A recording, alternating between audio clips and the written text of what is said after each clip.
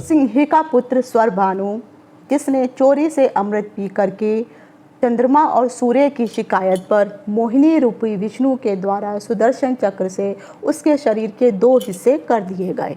उन दोनों हिस्सों में बहुत सारे लोगों में ये कन्फ्यूज़न रहती है कि स्वरभानु के जो सर और धड़ दोनों अलग हुए थे, उसमें से कौन सा हिस्सा राहु और कौन सा हिस्सा केतु बना।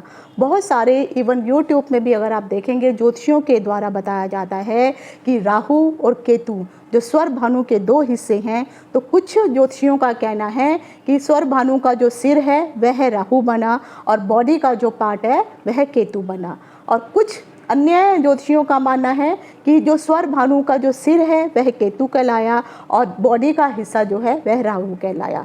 तो आखिर इसमें सच्चाई क्या है? हमारे वेद शास्त्र और ऋषि मुनि क्या कहते हैं कि स्वरभानु जिसके 2 हिस्से हो गए थे शरीर के, लेकिन फिर भी वो जीवित रहा। वह बेशक छाया रूपी ग्रह है, पूरे संसार में छाया हुआ है, परंतु वह कहीं पर भी अगर आप उसे ढूंढेंगे तो वह आपको दिखाई नहीं देगा। इस ब्रह्मांड में नक्षत्रों में ढूंढेंगे तो आपको वह नहीं दिखाई देगा। इसके पीछे का रहस्य क्या है? इसके लिए भी मैंने अपने YouTube चैनल ज्योतिष अथाह ज्ञान सागर में वीडियो बनाया है कि दोनों ग्रह जो है, ये ग्रह छाया रूपी ग्रह हैं, लेकिन फिर भी दिखाई क्यों नहीं हो देते और आखिर ये राहु केतु हमेशा वक्री ही क्यों चलते हैं। तो ये वीडियो का लिंक मैं डिस्क्रिप्शन बॉक्स में दे दूंगी, आप इसको ज़रूर देखिए तो आपको अच्छे से समझ में आएगा कि राहु केतु वक्री क्यों चलते हैं और साथ ही साथ ये दोनों ग्रह दिखाई क्यों नहीं देते हैं प्रत्यक्ष रूप से जैसे अन्य ग्रह दिखाई देते हैं। तो मैं आपको श्लोक के माध्यम से ये समझाने वाली हूँ कि स्वरभानु का कौन सा हिस्सा सिर और कौन सा हिस्सा राहु बना। लेकिन उससे पहले मैं एक चीज़ आपको बताना चाहती हूँ, जो राहु और केतु है, अगर आप उनकी राशियाँ देखेंगे तो शास्त्रों में कहा गया है, कुछ ऋषियों का मानना है कि वह वृष राशि में उच्च के होते हैं और केतु जो है वृश्चिक में उच्च के होते हैं। अन्य ऋषियों का ये भी मानना था कि वह मिथुन में भी उच्च के होते हैं और धनु में भी केतु उच्च के होते हैं। तो वह 2 राशियों में उच्च के और दोनों जो है राहु और केतु वृष और मिथुन में उच्च के और केतु जो है धनु और वृश्चिक राशि में उच्च के माने जाते हैं। लेकिन राहु की जो अपनी राशि होती है वह धनु राशि बताई गई है और केतु की जो अपनी राशि है वह मीन राशि बताई गई है। तो मीन राशि जो है वह उसके आधिपत्य जो है वो गुरु के पास है और जो केतु है वह जो है गुरु का शिष्य भी माना जाता है। तो चलिए मैं समझाती हूँ कि आखिर कौन सा हिस्सा राहु और कौन सा हिस्सा केतु बना। तो अगर जो मैं श्लोक आपको समझा रही हूँ, इस श्लोक को आपको ध्यान से सुनिए। अर्धकाय महावीर्यम चंद्रभास्कम मर्दनम सिंहिका गर्भ संभूतम तम राहु प्रणहाम्यहम। अर्थात अर्धकाय जिसकी आधी काया है, केवल आधा शरीर है, महावीर्यम जो महान है, पराक्रम वाला है, महान पराक्रमी है और उसके अंदर बहुत शक्ति है, वीर्य मतलब बहुत अधिक शक्ति है। चंद्र भास्कम मर्दनम अर्थात जो चंद्रमा, भास्कर मतलब सूर्य, चंद्रमा और सूर्य को परास्त कर देता है, अर्थात ग्रहण के द्वारा वह उनको निगल जाता है या अपने पीछे उनको छिपा देता है।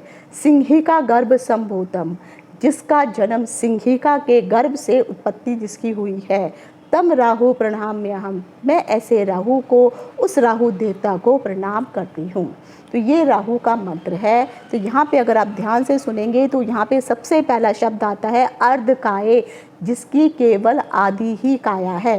तो यहाँ पर आधी काया का मतलब होता है कि सिर्फ उसके पास धड़ ही धड़ है, सिर है ही नहीं, उसके पास सोचने समझने की शक्ति है ही नहीं। हमारा पूरा शरीर जो है दिमाग के कारण ही कंट्रोल होता है। इसीलिए कई बार आपने देखा होगा कि रातों रात जो है एक रोड पे बैठा रिक्शे वाला भिखारी करोड़पति बन जाता है, करोड़ों की लॉटरी लग जाती है, और वहीं रातों रात जो करोड़पति लोग होते हैं ऐसा उनके साथ ऐसा कुछ होता है कि वह सड़क पर आ जाते हैं। तो ये सारा कार्य राहु के द्वारा ही किया जाता है। उसको किसको क्या देना है, जब वो दुख देने पे आता है तो वह इतना अधिक दुख देता है कि आदमी की मति भ्रष्ट हो जाती है, आदमी परेशान हो जाता है, सुसाइड तक की भी टेंडेंसी उनको होने लगती है। और साथ ही साथ अगर राहु जब भी आपको दुख दे रहा है तो कहीं ना कहीं शास्त्रों में ये बताया गया है कि आपके पिछले जन्मों के कारण आपने जो भी बुरे कुकृत्य और कर्म किए हैं, तो सबसे पहले जो ब्रह्मा जी हैं, अगर आपको वह प्रताड़ित करना चाहते हैं तो राहु और केतु को वो इन भावों में से किसी ऐसे भाव में उनको रखेंगे ताकि आपके पिछले जन्मों का जो आपने पाप किया है इस जन्म में आपको उसको भुगतना ही पड़ेगा। और कहीं पर अगर आपने सुसाइड इत्यादि कर लिया तो सोचिए वो जो पाप है वो नहीं खत्म होंगे, वो फिर आपका जन्म होगा और फिर वही पाप जितने आपने भुगतान किया है उतना तो भुगतेंगे ही, और फिर आगे उन पापों में और अधिक बढ़ोतरी होगी। और साथ ही साथ क्योंकि आपने आत्महत्या तक की भी कर ली है तो आपको उसका भी पाप भुगतना पड़ेगा। तो मेरा एक अन्य यूट्यूब चैनल है जिसका नाम है जिज्ञासा ज्ञान की प्यास। उसमें मैंने बताया हुआ है कि अगर जो लोग आत्महत्या इत्यादि करते हैं तो उनकी आत्मा के साथ आगे चलकर क्या होता है, तो आपका उस वीडियो को ज़रूर देखिए। उसमें बहुत सारे ज्ञानवर्धक मैंने वीडियो बनाए हुए हैं, अगर आप उनको देखेंगे और सुनेंगे ना तो आपको समझ में आएगा कि शास्त्र हमारे क्या कहते हैं। उसका लिंक भी मैं डिस्क्रिप्शन बॉक्स में दे दूँगी, अगर आपको वो अच्छा लगता है तो उस वीडियो को या उस चैनल को भी अवश्य सब्सक्राइब कीजिए। तो ये था राहु के बारे में जो मैंने आपको बताया। अर्धकाय महावीर्यम चंद्र भास्कर मर्दनम सिंहिका गर्भ संभूतम तम नमामि तम राहु प्रणाम्यहम। ये जो स्रोत है यह वेद व्यास जी के द्वारा नवग्रह जो स्रोत लिखा गया है उसमें से ये लिया गया है और उसी में ही उन्होंने राहु के स्वरूप की व्याख्या इस प्रकार से की है।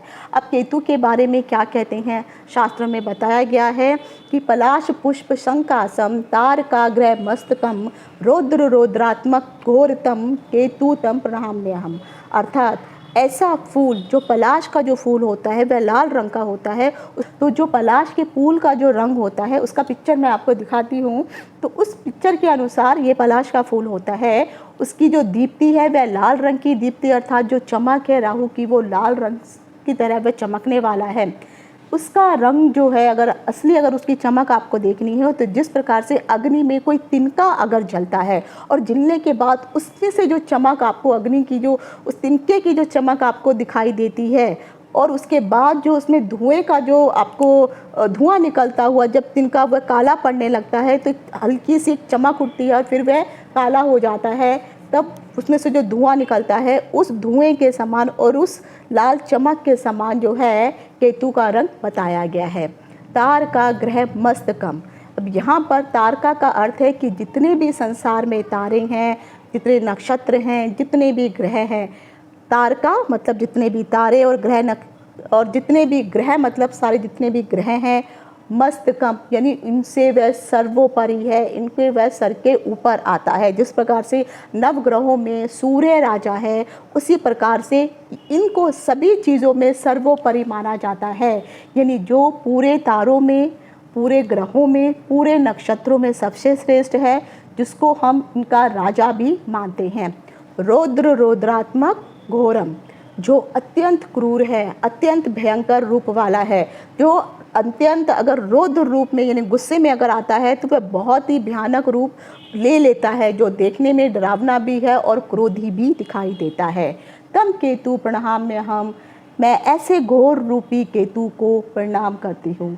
तो ये केतु का स्वरूप बताया गया है। तो यहाँ पर शास्त्र में कहा गया है कि जो केतु है वह मस्तिष्क है, तो मस्तिष्क पर यानी सबसे ऊपर रखने वाला, इन सबसे सर्वोपरि, नवग्रहों में सर्वोपरि, तारों में सर्वोपरि और जिसे सबसे ऊपर रखा जाता है यानी राजा की संज्ञा दी गई है।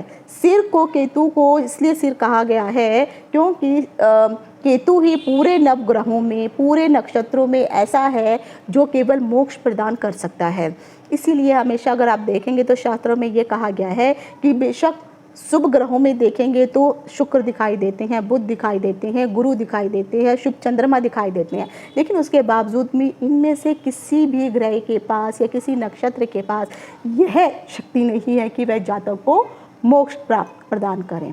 तो इसीलिए क्योंकि केतु ने जब स्वर भानु ने जब अमृत चखा था तो वह अमृत उनके कंठ तक पहुंच चुका था और धड़ से जब सिर अलग हुआ तो उस अमृत के कारण ही वह अमर हो गया। इसीलिए केतु को मोक्ष का कारक माना जाता है। तो स्वर भानु के जो सिर का हिस्सा था वह केतु कहलाया और स्वर भानु के धड़ का हिस्सा, सिर के नीचे का हिस्सा जो वह राहु कहलाया। तो आशा करती हूँ कि अब आपको समझ में आ गया होगा कि स्वर भानु के कौन से हिस्से को राहु और कौन से हिस्से को जो है केतु कहते हैं। बेशक इंग्लिश में इसको ड्रैगन हेड और ड्रैगन टेल कहते हैं। तो ड्रैगन हेड का मतलब केतु और ड्रैगन टेल का मतलब राहु ही होता है। और साथ ही साथ एक चीज़ अवश्य ध्यान रखिए, अगर केतु अगर आपकी कुंडली में या राहु आपकी कुंडली में शुभ नहीं है, शुभ भाव में नहीं है, अगर दशा अंतरदशा प्रत्यांतर दशा चलने वाली है या चल रही है या राहु का पीरियड आपका जो है कुंडली में चल रहा है और राहु शुभ भाव में नहीं बैठे हैं, दुख दे रहे हैं, तो मैंने ज्योतिष अथय ज्ञान सागर यूट्यूब चैनल में राहु केतु एवं नवग्रहों से संबंधित मैंने वीडियो बनाए हैं, जिसमें आपको पता चलेगा कि अगर दोनों जो जितने भी हमारे नवग्रह हैं उनमें से कोई भी ग्रह अगर आपकी कुंडली में नीच में बैठा है, अशुभ होकर के भी अगर बैठा हुआ है, तो आप देखिए कौन से भाव में बैठा है, उसका क्या फल मिलेगा, उसके क्या उपाय करने चाहिए। इन सभी की जानकारी मैंने उन वीडियोज़ में दी हुई है, उनका लिंक मैं डिस्क्रिप्शन में दे दूंगी, आप उनको ज़रूर देखिए और अपनी कुंडली को एनालाइज कीजिए कि आखिर जो ग्रह आपको पीड़ा दे रहे हैं उसके पीछे का कारण भी क्या है और किस प्रकार के लक्षण आपको दिखाई देंगे। अगर कुंडली आपके पास नहीं भी है फिर भी मैंने कुछ ऐसे लक्षण उसमें बताए हैं जिनके द्वारा आप समझ सकते हैं कि कुंडली के कौन से ग्रह आपके सही नहीं है। उन लक्षणों के अनुसार बिना कुंडली होने पर भी आपको आराम से समझ आ जाएगा और फिर आप उन ग्रहों का उपाय भी कर सकते हैं। शुभम, नमस्कार।